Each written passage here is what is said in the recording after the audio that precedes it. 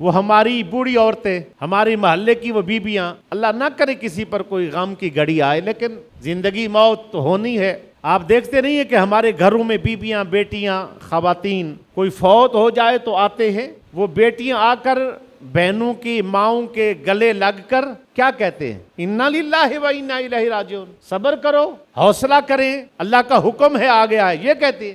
یا یہ جملے ہوتے ہیں، آپ کا گھر تو ویرانی ہو گیا ہے، اب آپ کے بچے کون سنبھالے گا؟ تمہارا تو مستقبل ہی ختم ہو گیا ہے۔ اتنا جلدی کوئی جاتا ہے چھوڑ کے جتنی جلدی وہ چلا گیا ہے؟ اب تیرے بھائی، تیرے گھر والے تیرا خیال کریں گے؟ اب تیری وہ جو آسائش والی زندگی تھی، جو آرام والی زندگی تھی، اب اس کا خاتمہ ہو گیا ہے۔ اب ادھر سے وہ دکھی ہے، پریشان ہے، ادھر سے آ کر یہ بیبیاں، خواتین، عورتیں دلاسا دے رہی ہیں، جی ہم تو اس کا دل بہلا رہی تھی۔ دل بہلائے جاتے ایسے، یا آگ لگائی جاتی ہے، یا غم مزید بڑھایا جاتا ہے، یہ حرام ہے، پھر تھوڑا رکیے۔ یہ تو بیبیاں ہیں۔ ہمارے ہاں محافل جب ہوتی ہیں، کل کی محفل ہے، 40ویں کی سارے ثواب کی محفل ہے، اس کے اوپر مولانا اور خطیب، پیشہ ور مولانا اور پیشہ ور نعت خواں اور نقیب، ان کی بات کر رہا ہوں، سنجیدہ لوگوں کی بات نہیں کر۔ کیا بیان کرتے ہیں؟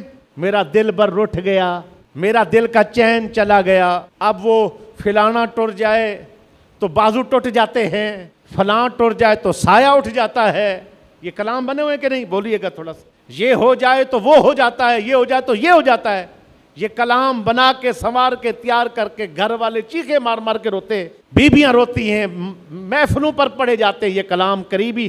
بھائی ادھر ایک ہی چیز ہے، صبر کا حکم ہے۔ ہمارے ایک ساتھی محبت کے ساتھ تشریف لائے میرے بیٹے کے انتقال پر، ان کی کوئی نیت پہ شک نہیں، ان کی محبت پہ شک نہیں، ان کی توجہ نہیں گئی، اس طرف توجہ نہیں گئی۔ جب توجہ نہیں گئی تو انہوں نے کلام پڑھا، میرا غم غسار چلا گیا، اور میرا بیٹا تھا، گھر کی رونق تھی، وہ بظاہر تو ہمیں تو بہت دکھ تھا، اور وہ بھی ہماری محبت میں پڑھ رہے ہیں۔ جب مجھے مائک دیا گیا تو میں مائک دینے کے بعد میں نے معذرت کی، میں نے کہا کسی کے دل کو تکلیف ہو تو معذرت ہے۔ اس موقع کے اوپر جب کسی کے دل کا ٹکڑا، جگر کا ٹکڑا کٹ جائے، اس موقع پر وہ آیات پڑھو جس میں صبر کا حکم ہے، وہ حدیثیں پڑھو جہاں صبر کا حکم ہے، وہ جہاد کے تذکرے کرو جہاں جسم کاٹ دیے گئے، جن کو لوہے کی کنگھیوں سے چھید دیا گیا، ان کی باتیں کرو تاکہ ہمیں صبر آئے، اس بندے کو صبر آئے۔ یار ہم نے تو اپنے ہاتھوں سے غسل بھی دیا ہے، ہم نے اپنے ہاتھوں سے دفن بھی کیا ہے، ہم نے تو اپنے سامنے رکھ کے جو ہے نا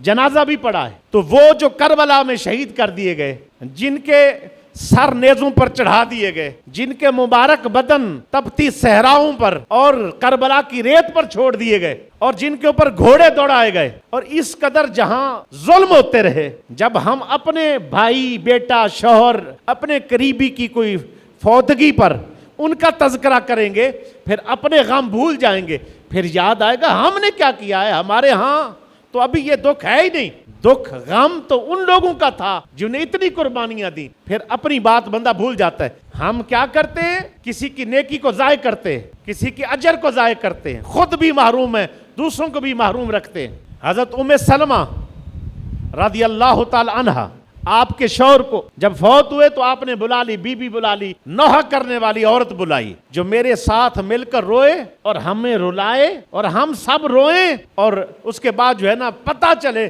کہ مجھے اپنے شوہر سے کتنی محبت تھی۔ تو حضور صلی اللہ علیہ وآلہ وسلم نے حضرت ام سلمہ کو پیغام بھیجا، مسلمانوں سنو، میرے حضور کی سیرت سیکھو، ہمیں شادی میں پتہ ہو سرکار کیا فرماتے، غمی میں پتہ ہو حضور کا حکم کیا ہے، ہمیں علم ہو کہ زندگی کے اس گوشے میں میرے سرکار کس طرح رہنمائی فرمائی ہے، حضور کی سنت کیا ہے، علم ہونا چاہیے۔ آپ صلی اللہ علیہ وسلم نے پیغام بھیجا، فرمایا ام سلمہ تیرا شوہر فوت ہو گیا ہے، تجھے اپنے شوہر کے ساتھ بہت لگاؤ تھا، اور ہر عورت کو اپنے شوہر کے ساتھ، میاں بیوی کو آپس میں محبت ہوتی ہے، تجھے بھی بہت زیادہ محبت، تو غم زدہ ہوگی، لیکن یاد رکھنا اگر تو یہاں صبر کرے گی اور یہ لفظ پڑھے گی انا للہ و انا الیہ راجعون، اور یہ کہے گی اللہم اجرنی فی مصیبتی، اللہ مجھے اس تکلیف کی وجہ سے مجھے اچھا بدلہ عطا فرما، تو اللہ انشاءاللہ تجھے صبر بھی دے گا، بہترین اجر بھی دے گا۔ تو حضرت ام سلمہ کہتی ہیں میں نے حضور کے حکم پر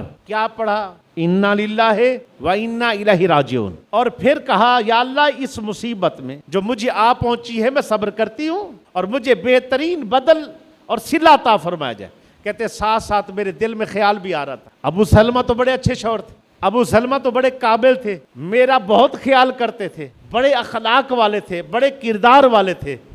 ابو سلمہ سے اچھا کون ہو سکتا؟ ساتھ دعا کر رہی ہوں, حضور کا حکم مان رہی ہوں, ادھر وہ نوحے والی کو دوڑا دیا, صبر کیا, آنکھوں سے آنسو آئے لیکن شور نہیں, آنکھوں سے آنسو آئے سینہ نہیں پیٹا, آنکھوں سے آنسو آئے گریبان نہیں چاک کی, صبر کیا. کہتے جب میری عدت پوری ہوئی حضور صلی اللہ علیہ وسلم نے نکاح کا پیغام بھیجا. جب سرکار نے نکاح کا پیغام بھیجا اور میرا نکاح حضور سے ہو گیا تو پھر مجھے آیا خیال کہ ہاں ابو سلمہ تو اچھے تھے لیکن میرے نبی جیسا کون ہو سکتا ہے. انہوں نے اگر تکلیف آنے پر صبر کیا اور اللہ نے بہترین بدلہ دیا. حضرت ابراہیم علیہ السلام ہر قسم کی تکلیف پہنچائی جا رہی ہے, ہر قسم کا دکھ دیا جا رہا ہے, اپنے قریبی چچا تک چھوڑ گئے, خاندان چھوڑ گیا, جہاں بڑے ہوئے تھے سارے چھوڑ گئے. صرف کیا ہے, آپ کہتے بتوں کی پوجا نہیں کرنی, عبادت کے لائق اللہ کی ذات ہے. آپ کے قریبی چھوڑ کے جا رہے ہیں تو آپ نے دل برداشتہ نہ ہوئے, اس تکلیف پر صبر کیا تو اللہ نے اجر کیا دیا؟ فرمایا اے ابراہیم آپ نے ہماری دی ہوئی تکلیفوں پر صبر کیا, آئیں ہم آپ کو بدلہ دیتے ہیں کہ ہم آپ کی اولاد کے اندر انبیاء کی ایک لڑی پیدا کریں گے, انبیاء کا ایک سلسلہ چلائیں گے. حضرت ابراہیم علیہ السلام جد الانبیاء ہے تو کیوں, وجہ کیا ہے؟ صبر کیا, حوصلہ کیا, اللہ کے راستے پر ڈٹ کر کھڑے رہے تو اللہ رب العزت میں انبیاء کی ایک پوری جماعت آپ کی اولاد میں پیدا کر دی. حضرت موسیٰ علیہ السلام کی والدہ ماجدہ کو کہا گیا اپنا بیٹا دریا کے اندر ڈال دے, صندوق میں بند کریں, دریا میں ڈال دے. اب والدہ کے دل میں خیال ہے بچہ ہے کیسے, بس حکم آیا جانے دیا, صبر کیا تو اللہ نے فرمایا پھر پریشان نہ ہو, تم نے ہمارے حکم پر اپنے بچے کو پانی میں بہا دیا, اس کی حفاظت کی ذمہ داری بھی ہماری ہے اور تسلی بھی تجھے دیں گے کہ ہم نے اسے کیسے زندہ رکھا ہوا ہے. وہ تسلی کیا ہے؟ تو اس کے بعد اب بچے کو دودھ پلاتے ہیں, پیتا نہیں بچہ, تو بتایا گیا ایک یہ خاتون بھی ہے, اس کو بھی لایا جائے. جب حضرت موسیٰ کی اپنی ماں گئی نا, ان نے اٹھا کے دودھ پلا, بچے نے دودھ پی لیا. اب ماں کو یہ بھی تسلی ہوگی بچہ زندہ, بار بار ماں جاتی بھی ہے دودھ پلانے کے لیے, بار بار جاتی بھی ہے اور اس کے بعد اپنے بچے کو بھی دیکھتے اور تحفظ میں بھی ہے, حفاظت میں بھی ہے. جو مارنے والے وہی حفاظت کر رہے. اللہ کے حکم پر صبر کیا تو اللہ نے کیا, بدلہ کیا دیا؟ حفاظت. آج ہمارے ہاں کیا ہے کہ ہم اللہ کے حکم پر جو حکم آئے کتنے لتاڑ کے رکھ دیے حکم. اللہ کے کتنے حکم ہیں جو صبح سے شام تک آتے, ہم پرواہ نہیں کرتے. جب ہم اللہ کی پرواہ نہیں کرتے پھر اللہ کیوں پرواہ کرے گا؟ آج ہمیں یہ پتہ یہ محلے دار ہے, اس کی وجہ سے ہم گناہ سے رکتے ہیں. ہمیں یہ علم ہے کہ یہ فلاں ہے, اس سے آگے میری کمی نہ ظاہر ہو جائے, اس پہ رکتے ہیں.